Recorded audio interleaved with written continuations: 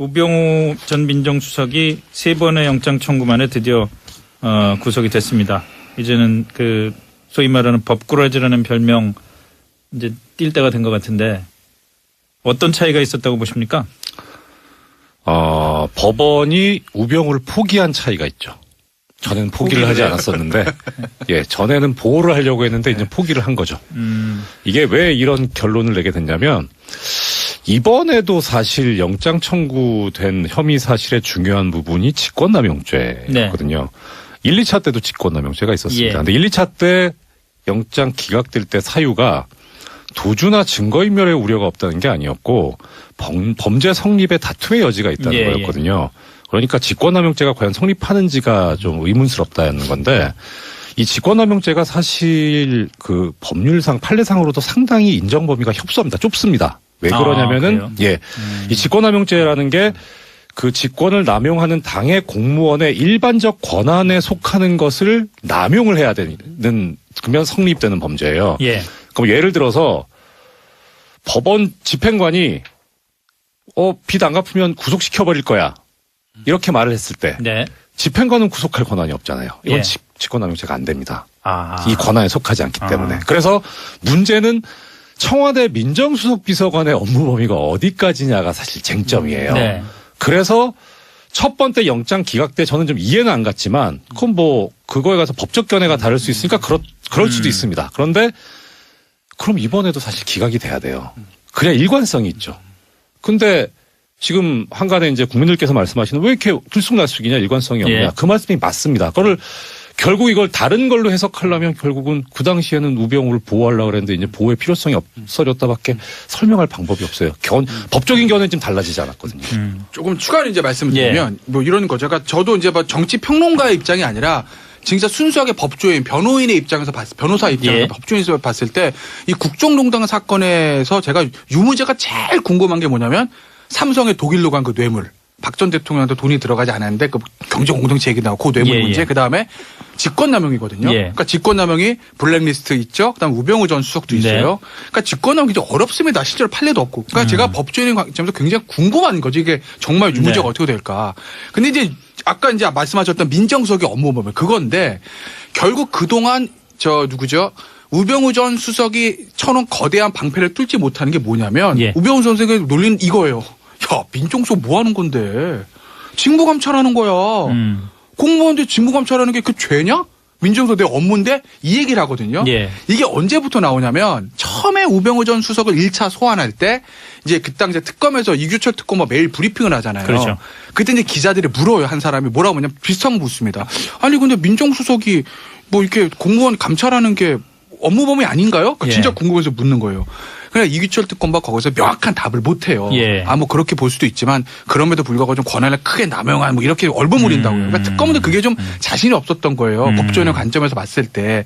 그래서 계속 그 방패를 막았는데 이번에 뚫린 건 뭐냐면 결국 이석수 특별감찰관 때문이죠. 그건 왜 그러냐면 다른 사람들 감찰이야. 야, 민정수석이 공직기관 감찰한 거 아니야? 이게 되는데 이석수 특별감찰관은 당시 감찰을 왜 했습니까?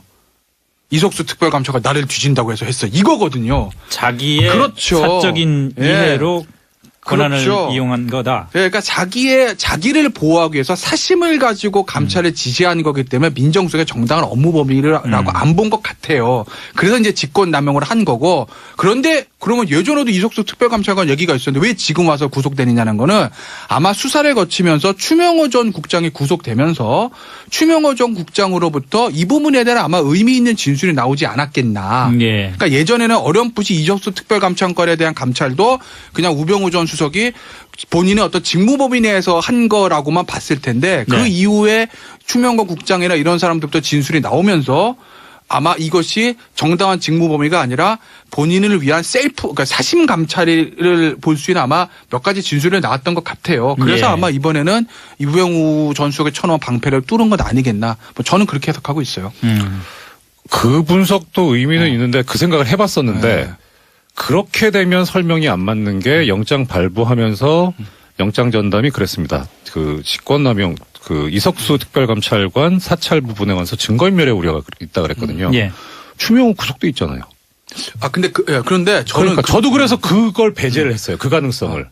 증거인멸의 우려가 없거든요. 그 부분은. 그러니까 다른 게 뭐가 있겠구나라는 거죠. 저는 그걸 어떻게 해석했냐면 이게 영장이요. 그러니까 나중에 잘 안 자세히 판결을 좀 자세히 써주면 되는데 안 써주니까 이제 이런 해석이 있는 건데 얼마 전에 저기 왜 이런 거 있었잖아요. 우병우 전 수석의 어떤 변호인과 예. 검찰의 내부에 있는 사람과 통화를 한다. 네. 그러면서 그 우병 전 수석의 휴대폰하고 차량 압수수색하지 않았습니까? SBS에서 딱 단독으로 찍었잖아요. 그렇죠. 그 부분 혹시 그 부분에서 뭔가 어떤 통신 자료 기록이라든지 그런 부분들을 좀 입수한 건 아닌겠나. 검찰에서 발표는 안 하지만 그렇다고 보면 그거는 증거인멸의 우려가 있다고 볼 수 있는 부분이니까 만약에 진짜로 검찰에는 내부 누군가가 야 병호야 지금 어떻게 하니까 뭐 잘해봐 뭐 이렇게 가르쳐주고 연기까지 하세요. 예를 들어서 재밌잖아요. 예. 예를 들어 이런다고 하면 그 사실 엄청난 증거인멸 우려 아니겠습니까? 그건 그렇죠. 그렇잖아요. 그래 예. 거기서 아마 뭔가를 잡지 않았을까라는 그런 생각 들어봤어요. 근데 압수수색한 건 상당히 오래전 일인데 빨리 하지 그럼. 그러니까 그때도 저도 무슨 예. 생각도 해봤냐면 이 우리나라 요번엔 국정농단 사건 터지면서 특검이가 검찰이 나쁘게 말하면 언론 플레이, 좋게 말하면 대언론 브리핑 네. 잘합니다. 예. 그러니까 그때 만약에 뭔가 나왔다고 하면 검찰발 소식해가지고 이렇게 또 뭔가 싹 나왔을 텐데 예. 그 다음에 추가 보도되는 게 없어서 아무것도 없나? 뭐 이 생각 저는 안 한 건 아니에요. 그렇게 봤어요. 근데 이번에 구속되면서 증거인멸의 우려가 있다라고 이제 설치한 거로 보면 결국 아무리 생각해봐도 그쪽에서밖에 나올 게 없거든요. 그러니까 이게 다 영장 네. 이게 잘 발부 사유 기각서 잘 안 써주니까 그냥 아니 저기 영장 판사들이 엉터리라서 그래요. 아이, 참. 결론은 그래요. 그런가요? 네. 그러면은 말이죠. 거기서 연결돼서 이제 우리가 생각해 볼 수 있는 게 우병우 전 수석도 구속적 부심을 신청할 수 있지 않겠어요? 하겠죠. 그렇게 되면은 이전 판사님 말씀대로라면은 구속적 부심에 큰 기대를 할 수가 있는 거고. 아니 전혀 기대를 할 수. 김태현 변호사님 말씀에 예. 따르면은 기대할 게 별로 없는 거고 예. 그런 거 아니에요? 저도 기대할 게 없다고 생각합니다. 그래요? 예. 왜냐하면 법원이 우병우를 보호하기를 포기를 했는데 아니 적부심에서 근데 뭐 지금 예. 법원이라는 게 전에도 말씀하셨지만 법원이 그 어떤 일체감을 갖고 있는 조직이 아니라면서요. 그러니까 그것이 일체감하고 다른 문제인 게 예. 지금 이 영장과 적부심의 관계는 상급심의 관계잖아요. 네. 그러니까 지난번에 수요일 날 말씀드렸다시피 이게 지금 영장 판사들이 이 구속적 부심을 담당하는 수석부의 재판 결과, 석방 결과를 보고 거기에 맞춰가다 보니까 지금 문장도 꼬이고 스텝도 꼬이고 그렇게 왔거든요. 맞는데 이번엔 그러니 이제 그걸 감안하고 했을 거 아닙니까? 예. 이런 상황이라 그런데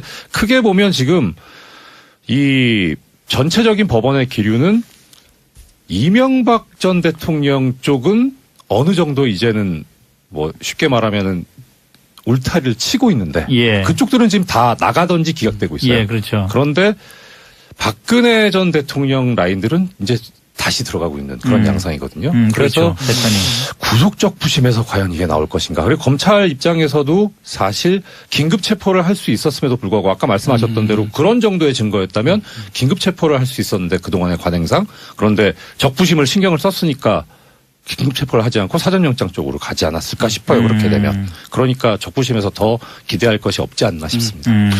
근데 저는 우병우 전 수석이 구속적 부심 반드시 할 거라고 보고. 저는 할 거라고 봐요. 저도 할 거라고 봐요. 왜냐면 예. 이제는 웬만한 사람 다 할 거예요. 그러니까요. 저도 만약에 예. 제 의뢰인이 구속되면 한번 해볼까? 풀어주는데. 그럴 것 같아요. 왠 예전엔 잘 안 했거든요. 해보면 안 되니까.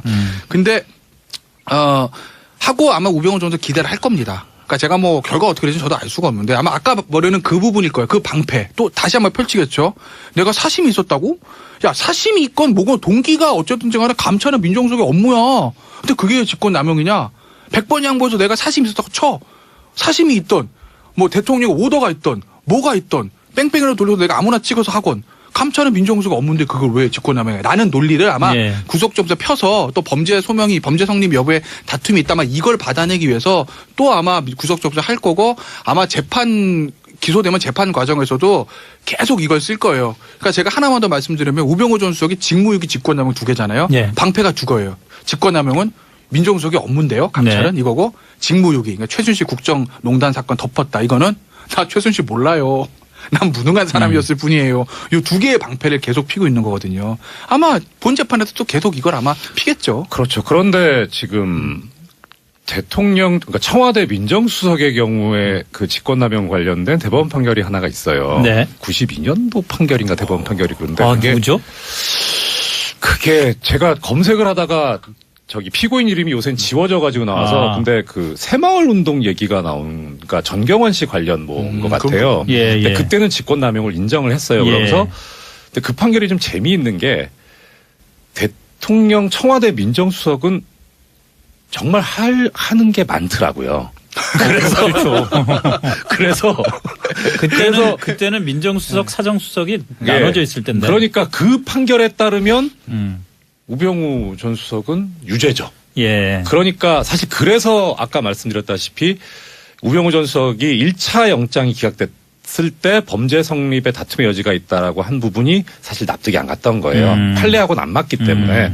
근데 지금 조금 전에 말씀하신 대로 그런 논리로 계속 주장해 왔는데 사실 그 판례가 학계에서는 약간 비판을 받고 있어요. 너무 많이 나갔다라고. 그러니까 정치적인 그런 의도가 있어서 민정수석을 처벌해야 되기 때문에 대법원이 무리하게 한 거 아니냐라는 그런 비판을 학계에서는 하고 있는데 네. 그런데 뭐 판례가 그렇게 있는데요. 92년이요? 예. 아마 50 청산 과정에서 저 그런 것 같아요. 네, 얘기가 새마을 정경환 운동이 씨. 나오는 거 보니까 예. 아니 92년이면 오공총산이 아니죠. 아니 근데 그때 이제 노태우 대통령 때 아, 노태우 대통령 때. 저 백담사하고 대법원 판결이니까 오래 걸렸죠. 그랬을 수 있겠네요. 네. 예. 그러니까 하여튼 그러니까 적부심도 그렇고 이 본안 재판에서도 우병우 전 수석은 본인의 그 민정수석으로서의 권한 범위에 대해서 많이 얘기를 하고 다투긴 할 텐데 대법원 판결이 있기 때문에 쉽지는 않을 겁니다. 결국은 만약에 무죄가 된다고 가정을 하더라도 그거는 대법원에 가야 될 겁니다. 대법원에서 판례를 바꾸지 않는 한. 아, 저는 근데 사실 직무유기 부분에 대해서, 직권남용 예. 부분에 대해서 사실은 그 법조인이 아닌 일반인의 시각으로 볼 때 이번 영장 청구 사유에 들어있던 이석수 특별감찰관에 대한 그 감찰 지시 그리고 그 감찰 지시의 이유 그 분명한 사심 자기를 방어하기 위한 거라는 게 분명하다면은 이런 거는 당연히 직권남용으로 들어가야 되는 거 아닌가 하는 느낌이 드는데. 그렇죠. 그래서 이번에도 왜냐하면 사실은 이 영장이 기각될 거다라고 많은 사람들이 했던 게 이번에 발표했던 권수로 부장판사가 2차 영장도 기각했어 우병우 전 수석. 그리고 바로 전에 이제 전병헌 전 수석 영장도 기각했잖아요. 그러니까 아마 이거 이번에도 기각되는 거 아니야. 사실 저도 개인적으로 그렇게 봤거든요. 그러니까 저도 사실 이번에 3차 연장 때는 내가 1차, 2차 영장 때 우병우 전 다 기각될 거라고 제가 공개적으로 말씀을 드렸었는데 이번 3차 때는 처음에는 나 이거 장담 못하겠다 기각한지 모르겠다라고 했는데 권순호 부장이 그 영장 전담이란 거 보고 그러면 기각되겠네 이렇게 생각했었거든요. 왜냐면 흐름들이 근데 이번에 이제 나왔다는 거죠. 그걸 본인이 정확하게 이석수 특별감찰관 문제를 적시했던 걸로 봐서 아까 이제 저도 말씀드렸고 이제 앵커도 지적했던 그런 부분들 사심 감찰 이건 도저히 민정수석의 권한 범위로 볼 수 없다라고 일단은 지금 영장당에서는 법원에서 명백하게 보는 거죠. 그 굳이 이름을 밝힐 수는 없습니다만 어제 이슈 토크에 출연하셨던 두 변호사 중에 한 분이 백성문 양지열. 예. 아니 그 중에 한 분이 방송 끝나고 나가면서 이건 100% 기각이다라고 그러고 나갔다. 백성문일 겁니다. 저는 사실 좀 발부 쪽에 무게를 뒀던 게 이례적으로 하루 늦게 신문을 했잖아요. 그러니까 보통 이틀 주는데 3일을 줬어요. 거기에 대해서 법원이 해명을 하기를 영장 전담 판사의 업무가 과중해서 신문할 시간이었기 때문에 하루를 더. 아니 왜 하필이면 우병우지? 하는 게 이상했었거든요. 그런데 역으로 보면 재판할 때 피고인이나 뭐 이런 그러니까 유죄를 받거나 내지는 지는 쪽에서 증거 신청을 하면요 다 채택합니다. 거의. 왜냐하면 어차피 지기 때문에. 근데 지는데 그걸 증거 채택을 안 하잖아요. 승복을 안 하죠. 그렇죠. 그러니까 하자는 대로 다 했는데 뭐가 문제냐. 그러니까 오히려 하루가 더 늦춰졌다는 거는 이상한데 나올 수 있겠는데 맞는 얘기예요. 변호사들이 많이 하는 착각이거든요. 처음에 재판부가 내 부탁을 해달라면 다 들어주는데 잘 되는 거 아니야? 결과 땡. 저런 부장이 계시기 때문에 저희 같은 선량한 보통 그래요. 저도 그래서 그걸 배제를 했어요. 그 가능성을. 증거인멸의 우려가 없거든요. 그 부분은. 그러니까 다른 게 뭐가 있겠구나라는 거죠. 저는 그걸 어떻게 해석했냐면 이게 영장이요. 그러니까 나중에 잘 자세히 판결은 좀 자세히 써주면 되는데 안 써주니까 이제 이런 해석이 있는 건데 얼마 전에 저기 왜 이런 거 있었잖아요. 우병우 전 수석의 어떤 변호인과 검찰의 내부에 있는 사람과 통화를 한다. 그러면서 그 전 수석의 휴대폰하고 차량 압수수색하지 않았습니까? SBS에서 딱 단독으로 찍었잖아요. 그렇죠. 그 부분 혹시 그 부분에서 뭔가 어떤 통신 자료 기록이라든지 그런 부분들을 좀 입수한 건 아닌겠나 검찰에서 발표는 안 하지만 그렇다고 보면 그거는 증거인멸의 우려가 있다고 볼 수 있는 부분이니까 만약에 진짜로 검찰에는 내부 누군가가 야 병호야 지금 어떻게 하니까 뭐 잘해봐 뭐 이렇게 가르쳐주고 연기까지 하세요. 예를 들어서 재밌잖아요. 예. 예를 들어 이런다고 하면 그 사실 엄청난 증거인멸 우려 아니겠습니까? 그건 그렇죠. 그렇잖아요. 그래 예. 거기서 아마 뭔가를 잡지 않았을까라는 그런 생각 들어봤어요. 근데 압수수색한 건 상당히 오래전 일인데 빨리 하지 그럼. 그러니까 그때도 저도 무슨 예. 생각도 해봤냐면 이 우리나라 요번에 국정농단 사건 터지면서 특검이가 검찰이 나쁘게 말하면 언론 플레이, 좋게 말하면 대언론 브리핑 네. 잘합니다. 예. 그러니까 그때 만약에 뭔가 나왔다고 하면 검찰발 소식해가지고 이렇게 또 뭔가 싹 나왔을 텐데 예. 그 다음에 추가 보도되는 게 없어서 아무것도 없나? 뭐 이 생각 저는 안 한 건 아니에요. 그렇게 봤어요. 근데 이번에 구속되면서 증거인멸의 우려가 있다라고 이제 설치한 거로 보면 결국 아무리 생각해봐도 그쪽에서밖에 나올 게 없거든요. 그러니까 이게 다 영장 이게 잘 발부 사유 기각서 잘 안 써주니까 그냥 아니 저기 영장 판사들이 엉터리라서 그래요. 아이, 참. 결론은 그래요. 그런가요? 네. 그러면은 말이죠. 거기서 연결돼서 이제 우리가 생각해 볼 수 있는 게 우병우 전 수석도 구속적 부심을 신청할 수 있지 않겠어요? 하겠죠. 그렇게 되면은 이전 판사님 말씀대로라면은 구속적 부심에 큰 기대를 할 수가 있는 거고. 아니 전혀 기대를 할 수. 김태현 변호사님 말씀에 예. 따르면은 기대할 게 별로 없는 거고 예. 그런 거 아니에요? 저도 기대할 게 없다고 생각합니다. 그래요? 예. 왜냐하면 법원이 우병우를 보호하기를 포기를 했는데 아니 적부심에서 근데 뭐 지금 예. 법원이라는 게 전에도 말씀하셨지만 법원이 그 어떤 일체감을 갖고 있는 조직이 아니라면서요. 그러니까 그것이 일체감하고 다른 문제인 게 예. 지금 이 영장과 적부심의 관계는 상급심의 관계잖아요. 네. 그러니까 지난번에 수요일 날 말씀드렸다시피 우병우 전 민정수석이 3번의 영장 청구만에 드디어 구속이 됐습니다. 이제는 그 소위 말하는 법꾸라지라는 별명 이제 띌 때가 된 것 같은데 어떤 차이가 있었다고 보십니까? 법원이 우병우를 포기한 차이가 있죠. 전에는 포기를 하지 않았었는데, 예, 전에는 보호를 하려고 했는데 이제 포기를 한 거죠. 이게 왜 이런 결론을 내게 됐냐면, 이번에도 사실 영장 청구된 혐의 사실의 중요한 부분이 직권남용죄거든요. 1, 2차 때도 직권남용죄가 있었습니다. 예. 근데 1, 2차 때 영장 기각될 때 사유가 도주나 증거인멸의 우려가 없다는 게 아니었고 범죄 성립의 다투의 여지가 있다는 예, 거였거든요. 그러니까 직권남용죄가 과연 성립하는지가 좀 의문스럽다는 건데 이 직권남용죄가 사실 그 법률상 판례상으로도 상당히 인정 범위가 협소합니다. 좁습니다. 왜 그러냐면은 그래요? 이 직권남용죄라는 게 그 직권을 남용하는 당의 공무원의 일반적 권한에 속하는 것을 남용을 해야 되는 그러면 성립되는 범죄예요. 예. 그럼 예를 들어서 법원 집행관이 빚 안 갚으면 구속시켜 버릴 거야. 이렇게 말을 했을 때 네. 집행관은 구속할 권한이 없잖아요. 이건 예. 직권남용죄가 안 됩니다. 아. 이 권한에 속하지 않기 때문에. 그래서 문제는 청와대 민정수석 비서관의 업무 범위가 어디까지냐가 사실 쟁점이에요. 네. 그래서 첫 번째 영장 기각 때 저는 좀 이해는 안 갔지만 그건 뭐 그거에 가서 법적 견해가 다를 수 있으니까 그럴 수도 있습니다. 그런데 그럼 이번에도 사실 기각이 돼야 돼요. 그래야 일관성이 있죠. 근데 지금 한간에 이제 국민들께서 말씀하시는 왜 이렇게 들쑥날쑥이냐 일관성이 없냐. 예. 그 말씀이 맞습니다. 그거를 결국 이걸 다른 걸로 해석하려면 결국은 그 당시에는 우병우를 보호하려고 그랬는데 이제 보호의 필요성이 없어졌다밖에 설명할 방법이 없어요. 법적인 견해는 좀 달라지지 않았거든요. 조금 추가로 이제 말씀을 드리면 뭐 이런 거 저도 이제 뭐 정치 평론가의 입장이 아니라 진짜 순수하게 법조인 변호인의 입장에서 변호사 입장에서 법조인에서 봤을 때 이 국정농단 사건에서 제가 유무죄가 제일 궁금한 게 뭐냐면 삼성의 독일로 간 그 뇌물. 박 전 대통령한테 돈이 들어가지 않았는데 그 경제 공동체 얘기 나오고 그 뇌물 문제 그다음에 직권남용이거든요. 그러니까 직권남용이 블랙리스트 있죠. 그다음 우병우 전 수석도 있어요. 그러니까 직권남용이 좀 어렵습니다. 실제로 판례도 없고. 그러니까 제가 법조인의 관점에서 굉장히 이게 지금 영장 판사들이 이 구속적 부심을 담당하는 수석부의 재판 결과, 석방 결과를 보고 거기에 맞춰가다 보니까 지금 문장도 꼬이고 스텝도 꼬이고 그렇게 왔거든요. 맞는데 이번엔 그러니 이제 그걸 감안하고 했을 거 아닙니까? 예. 이런 상황이라 그런데 크게 보면 지금 이 전체적인 법원의 기류는 이명박 전 대통령 쪽은 어느 정도 이제는 뭐 쉽게 말하면은 울타리를 치고 있는데 예. 그쪽들은 지금 다 나가든지 기각되고 있어요. 예, 그렇죠. 그런데 박근혜 전 대통령 라인들은 이제 다시 들어가고 있는 그런 양상이거든요. 그렇죠. 그래서 대판이. 구속적 부심에서 과연 이게 나올 것인가. 그리고 검찰 입장에서도 사실 긴급 체포를 할 수 있었음에도 불구하고 아까 말씀하셨던 대로 그런 정도의 증거였다면 긴급 체포를 할 수 있었는데 그동안의 관행상. 그런데 적부심을 신경을 썼으니까 긴급 체포를 하지 않고 사전영장 쪽으로 가지 않았을까 싶어요. 그렇게 되면. 그러니까 적부심에서 더 기대할 것이 없지 않나 싶습니다.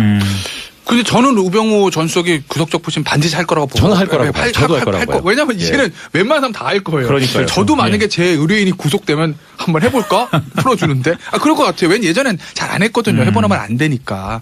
근데, 하고 아마 우병우 전 수석 기대를 할 겁니다. 그러니까 제가 뭐 결과 어떻게 될지 저도 알 수가 없는데 아마 아까 말하는 그 부분일 거예요. 그 방패. 또 다시 한번 펼치겠죠. 내가 사심이 있었다고? 야, 사심이 있건 뭐건 동기가 어쨌든 간에 감찰은 민정수석의 업무야. 근데 그게 직권남용이냐? 100번 양보해서 내가 사심이 있었다고 쳐. 사심이 있던 뭐 대통령 오더가 있던 뭐가 있던 뺑뺑이로 돌려서 내가 아무나 찍어서 하건 감찰은 민정수석 업무인데 그걸 왜 직권남용해? 라는 논리를 아마 예. 구속점에서 펴서 또 범죄 소명이 범죄 성립 여부에 다툼이 있다만 이걸 받아내기 위해서 또 아마 구속점에서 할 거고 아마 재판 기소되면 재판 과정에서도 계속 이걸 쓸 거예요. 그러니까 제가 하나만 더 말씀드리면 우병우 전 수석이 직무유기 직권남용 두 개잖아요. 예. 방패가 두 거예요. 직권남용은 민정수석의 업무인데요. 감찰은 네. 이거고 직무유기. 그러니까 최순실 국정농단 사건 덮었다. 이거는 나 최순실 몰라요. 난 무능한 사람이었을 뿐이에요. 이 두 개의 방패를 계속 피고 있는 거거든요. 아마 본 재판에서 또 계속 이걸 아마 피겠죠. 그렇죠. 그런데 지금 대통령, 그러니까 청와대 민정수석의 경우에 그 직권남용 관련된 대법원 판결이 하나가 있어요. 네. 92년도 판결인가 대법원 판결이 그런데 누구죠? 그게 제가 검색을 하다가 저기 피고인 이름이 요새는 지워져 가지고 나와서 근데 그 새마을 운동 얘기가 나온 그러니까 전경원 씨 관련 뭐인 것 같아요. 예, 근데 예. 그때는 직권남용을 인정을 했어요. 예. 그러면서 근데 그 판결이 좀 재미있는 게 대통령 청와대 민정수석은 정말 하는 게 많더라고요. 그래서 그래서 그때는 민정수석, 사정수석이 나눠져 있을 텐데. 그러니까 그 판결에 따르면 우병우 전 수석은 유죄죠. 예. 그러니까 사실 그래서 아까 말씀드렸다시피 우병우 전 수석이 1차 영장이 기각됐을 때 범죄 성립의 다툼의 여지가 있다라고 한 부분이 사실 납득이 안 갔던 거예요. 판례하고는 안 맞기 때문에. 근데 지금 조금 전에 말씀하신 대로 그런 논리로 계속 주장해 왔는데 사실 그 판례가 학계에서는 약간 비판을 받고 있어요. 너무 많이 나갔다라고. 그러니까 정치적인 그런 의도가 있어서 민정수석을 처벌해야 되기 때문에 대법원이 무리하게 한 거 아니냐라는 그런 비판을 학계에서는 하고 있는데 네. 그런데 뭐 판례가 그렇게 있는데요. 92년이요? 예. 아마 50 청산 과정에서 저 그런 것 같아요. 네, 얘기가 새마을 정경환 운동이 씨. 나오는 거 보니까 예. 아니 92년이면 오공총산이 아니죠. 아니 근데 그때 이제 노태우 대통령 때 노태우 대통령 때. 저 백담사 가고 대법원 뭐 이런 판결이니까 오래 걸렸죠. 그랬을 수 있겠네요. 네. 예. 그러니까 하여튼 그러니까 적부심도 그렇고 이 본안 재판에서도 우병우 전 수석은 본인의 그 민정수석으로서의 권한 범위에 대해서 많이 얘기를 하고 다투긴 할 텐데 대법원 판결이 있기 때문에 쉽지는 않을 겁니다. 결국은 만약에 무죄가 된다고 가정을 하더라도 그거는 대법원에 가야 될 겁니다. 대법원에서 판례를 바꾸지 않는 한. 저는 근데 사실 직무유기 부분에 직권남용. 직권남용 예. 부분에 대해서 사실은 그 법조인이 아닌 일반인의 시각으로 볼 때 이번 영장 청구 사유에 들어있던 이석수 특별감찰관에 대한 그 감찰 지시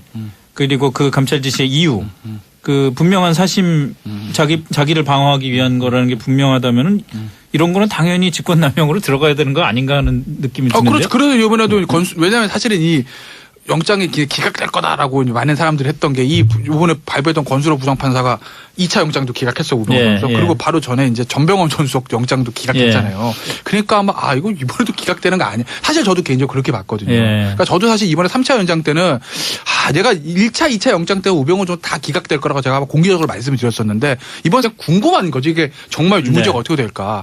근데 이제 아까 이제 말씀하셨던 민정수석의 업무 보면 그건데 결국 그동안 누구죠? 우병우 전 수석이 쳐놓은 거대한 방패를 뚫지 못하는 게 뭐냐면 우병우 선생의 논리는 이거예요. 야, 민정수석 뭐 하는 건데? 직무감찰하는 거야. 공무원들 직무감찰하는 게 그 죄냐?